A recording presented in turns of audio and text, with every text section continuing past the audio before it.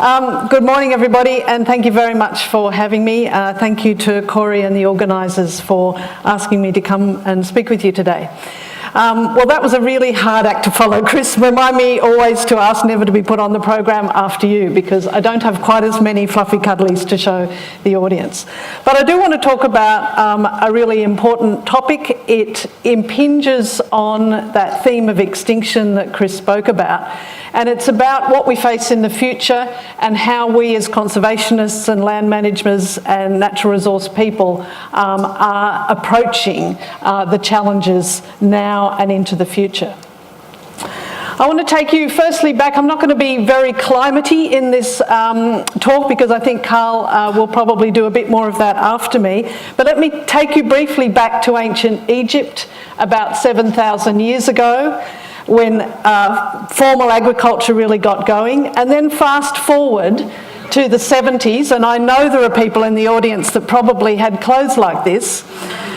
Apart from the obvious point that men's fashion and hairstyles have regressed over that period, the important thing climatically is that it was a very stable time. If we then take the little bit of time between the 70s and a couple of years ago and compare the rate of climatic change in the 7,000 years versus since the 70s, what we see is that the Earth has been changing in its climate 170 times faster since the 70s than in that previous stable 7,000-year period. So this is the sort of thing that our biodiversity is now having to cope with. Just yesterday, I couldn't resist putting this in, just yesterday, the hottest April day on record, both in Sydney, where I flew out of, and Adelaide, where I arrived. We can think about the future in a new way now in terms of what's called the carbon budget, which is basically the amount of carbon we can afford to put into the atmosphere for a certain climatic and temperature result. And the best estimates we have of the carbon budget were made in 2015, and what they show is this. To keep to the 2-degree target embodied in the Paris Climate Agreement, we only have about 20 years of total emissions left because we've already spent more than 70% of that budget. To keep to the 1.5-degree target, which is also embodied in the Paris Climate Agreement, in 2015 we had 3 years left. You can do the maths on that. It is almost impossible, probably impossible, to only get to 1.5 degrees. We'll be very lucky to just be 2 degrees warmer. And in fact, the most recent United Nations report called the Emissions Gap Report indicates that those pledges at Paris, very well-meaning, many of them, at the moment are only 1/3 enough to meet that target. And what's more, after a 3-year flatlining of emissions, 2014 to 2016, where we were all rather hopeful that at last we had peaked and had turned the corner, last year global emissions went up 2%. So that's just the context in which we need to operate. And the message, my message so far, is we need to plan for at least 2 degrees and possibly more than that. We know from collations of thousands of papers now, including this one published in Science in 2016, that with only about 1 degree of warming, more than 80% of biological processes thus far studied indicate some sort of change in response to the changing climate. And just briefly, I want to just give you just a little taste of what 4-degree world might look like. And this comes from some CSIRO modelling a few years ago, where they asked the question, okay, what would the World Heritage Wet Tropics of Cairns look like at 4 degrees with ongoing declining rainfall? Well, the answer that they got was that it would look like Jabiru. Now, you do not need to be an expert like the people in this room to understand that while Jabiru has some perfectly nice biodiversity, it is not the storehouse of biodiversity that the Cairns wet tropic is. That's what a 4-degree world in terms of landscape transformation could look like. We already know that species are adapting. Many species are changing their life cycles, many species are shifting in their distribution, and that is leading to flow-on impacts in many communities and many landscapes. And I don't have time to go into any of the detail of that. We just know that there's lots and lots of change already happening. And the really big question for all of us, of course, is how fast can species cope? How fast can they adapt in relation to the speed at which the climate is changing?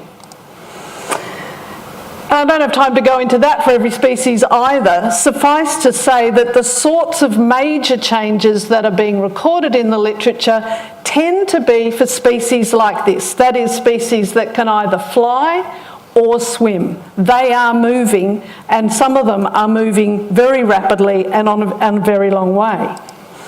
But of course, the majority of species on the planet probably cannot fly or swim. Plants, for example, small invertebrates that are flightless, most mammals, most reptiles, amphibians. This whole section of biodiversity is very unlikely to be able to keep up with the pace of climate change simply by going somewhere else.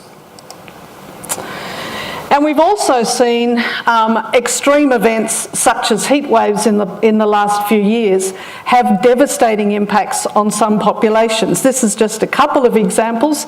That map in the middle, by the way, is Australia's hottest day, the 8th of January in 2013.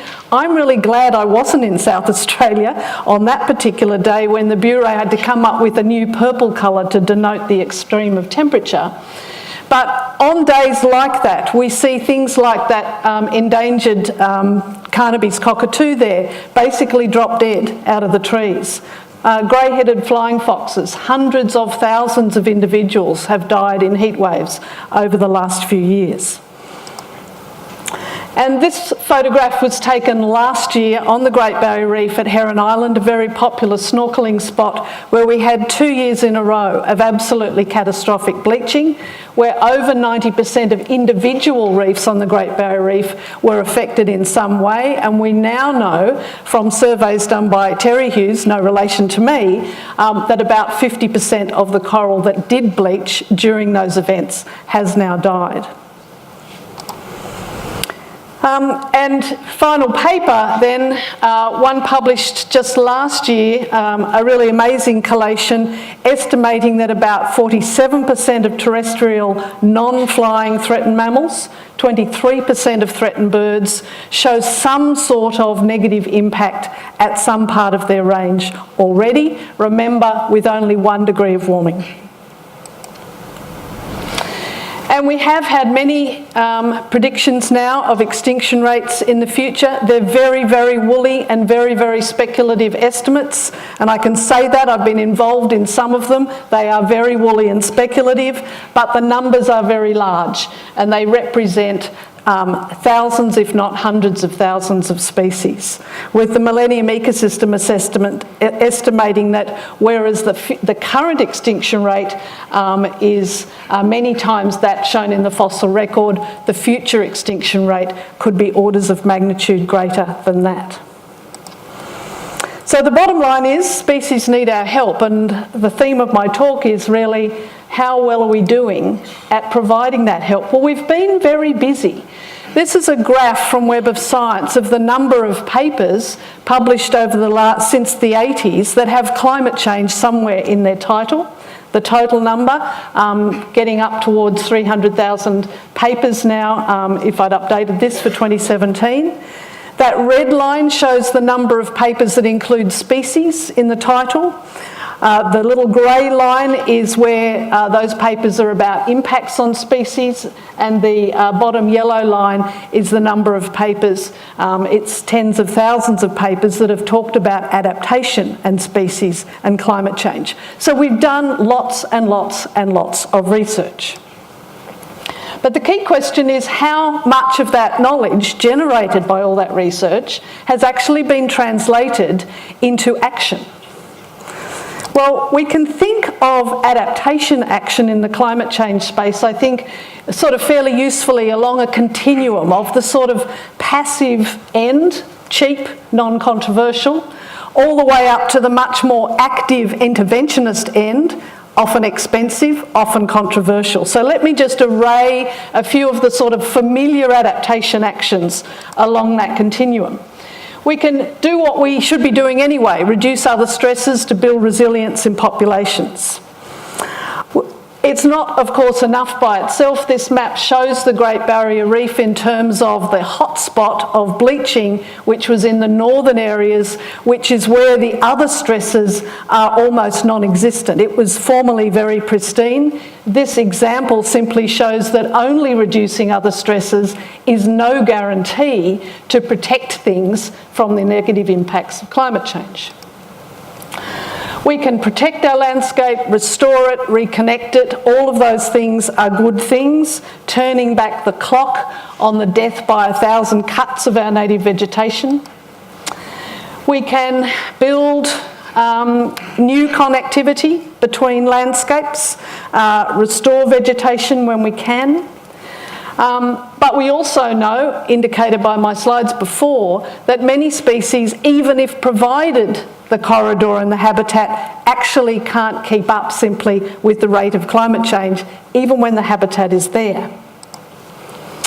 We can find what we call climate refugia, places in the landscape that may be best able to provide refuge to species in the future and protect those places. All good ideas.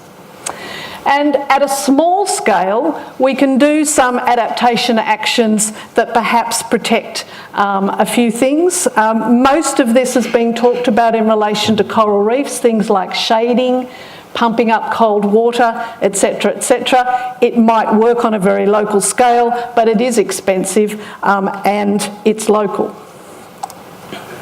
So we can put those sort of actions on this continuum. Let me talk about a few more actions. We can think about creating new habitat. All of these pictures really show you some examples of creating habitat. That pile of rather unattractive Besser blocks is the substrate building a new coral reef. We can create artificial wetlands, we can make seawalls more accessible for species, we can green our cities. It really operates on the sort of, with apologies to Kevin Costner, build it and they will come. We also have to think about controlling, in some cases, those species that are doing very well out of climate change, even though they're native. Here's just two examples. The long-spined sea urchin in Tasmania. It's moved down the coast where it was native to New South Wales, arrived in Tasmania more than a decade ago. It's eating out the kelp forest. It's doing very well. It loves Tasmania, but it's destroying the habitat for more than 150 other species. It's native. What do we do about it? The other example there is lianas. Lianas are doing very well also in their native rainforests. They're taking up CO2 with a vengeance. They're getting bigger and bolder, and they're causing more tree mortality. To quote one of my CSIRO colleagues, do we shoot them or give them medals? It's a serious management question. And the final intervention I want to talk about a bit more is moving species somewhere else. Controversial, expensive, and at that active engineering end of that continuum. So the question is, how many of these adaptation actions that we've all been talking about and trying to do for the last 30 plus years have actually been implemented with outcomes in the face of climate change? I want to talk about just one example because it's an example, in my view, of complete and utter failure. And that is the translocation question. In the literature, translocation, or now known as assisted colonisation outside a historic range, has been talked about as a climate change adaptation action for more than 30 years. There are hundreds of published papers. There are 25 published, at least, decision frameworks aimed at policymakers to help them make the decisions about what to move, when to move it, and how to move it. So the real question is, how many times has it actually been done? Of course, we've done lots of translocation for conservation means, you know, to offshore islands, that sort of thing. But how many times has it actually been done for a climate change purpose? Now, I'd like you all to think of a number between 0 and 1,000, just roughly. As a hint, probably closer to the 0 than the 1,000. Have you all got a number in mind? Did anybody say 2 to themselves? If you said 2, you're right, and you get the lucky door prize. In my view, the measure of impact of this sort of adaptation action is how many species we've actually moved successfully to protect them from climate change. Well, here's the 2. The first one was done 22 years ago. America's most endangered gymnosperm, Torreya taxifolia. It was moved several hundred kilometres south to cooler climates, north to cooler climates, by a community group called the Torreya Guardians. They didn't actually use any of those frameworks that we've all published. They just got out and did it. And the second one was 2 years ago, the western swamp tortoise in Western Australia. Australia's most endangered tortoise was moved as a trial to several swamps that were not drying out to take it out of the swamps that were drying out. As far as I know, that is it. 30 years of talking about it, hundreds of papers, 25 frameworks, 2 species moved. Here's a species that we should have moved, and it comes back to some of the themes of Chris's talk. This is the bramble key, at least it was, the bramble key Malomys, a native rodent. That little island there, Bramble Key, was its only known habitat. You don't actually have to be a sea level expert, I think, to understand that that was a pretty risky place to live. Back in the late 70s, there were several hundred of these on the island, 90 in 1998, about 10 in 2002, 2004. The last sighting by a fisherman was in 2009, and last year it was declared presumed extinct. I'm hoping Chris in Papua New Guinea might find a few more if he really looks for them, but as far as we know, that's it for Australia. We did have a name for this one, unlike some of Chris's species. We did have a recovery plan. It was listed as endangered back in the early 2000s. And climate change was addressed as an issue in that recovery plan. The red is my own colouring. It said that the consequences, there might be consequences of climate change, but they're unlikely to have had any major impact on the survival of the Bramble Key Malomys during the life of this plan. Well, the plan was published in 2008, and it probably went extinct about a year or two later. And going back now and looking at the island, it's very clear that most of the island has been inundated due to tropical storms during that period, because sea level is rising in the Torres Strait at around about twice the global average.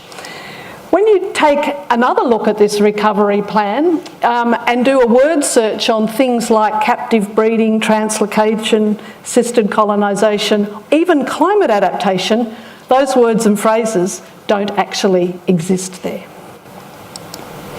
The species was basically monitored to extinction. In fact, the demise of the Malomys actually prompted a student and I to have a look at 100 other recovery plans for how well they were doing in terms of looking at the climate change question. And we selected 100 recovery plans at random, 50 for plants and 50 for animals. About 57% of them mentioned climate change. Only 22% had actions specifically tying them to climate change. And only 9% of them recommended any form of interventionist action. So we've really got a situation of cognitive dissonance. That is, we can keep a couple of completely contradictory thoughts in our head at the same time. Here's one example, and I'll finish off with these two examples. A survey of 160 experts, just like the audience here, experts on conservation, land management, came to the conclusion that there was near universal agreement that climate change was an issue and we needed to manage in the face of it. But when these same people were offered a choice of actual action between a traditional action like making a national park or a more interventionist action like translocation, they overwhelmingly chose the traditional action. Another example from some of our own work in my lab looked at how land restorationers looked at planting local versus non-local provenance for long-term sustainability of restoration projects. 80% of them said, yep, climate change was an issue. 67% they would consider using non-local provenance, but in fact, only 45% were seriously considering using it, and less than 1/3 were actually thinking at all long-term about future restoration. So my take-home messages from this. We don't have a lot of time. We have relatively few species, I believe, that will cope long-term.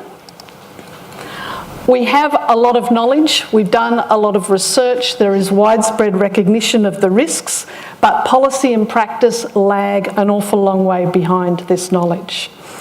And my call, my clarion call, I guess, from this talk, is that far bolder action is needed. And I want to skip through, because I'm a bit running out of time, I'm going to skip through to my last slide, which is this one. It's my favourite poster from the climate marches of 2015 that occurred just before the Paris Climate Summit.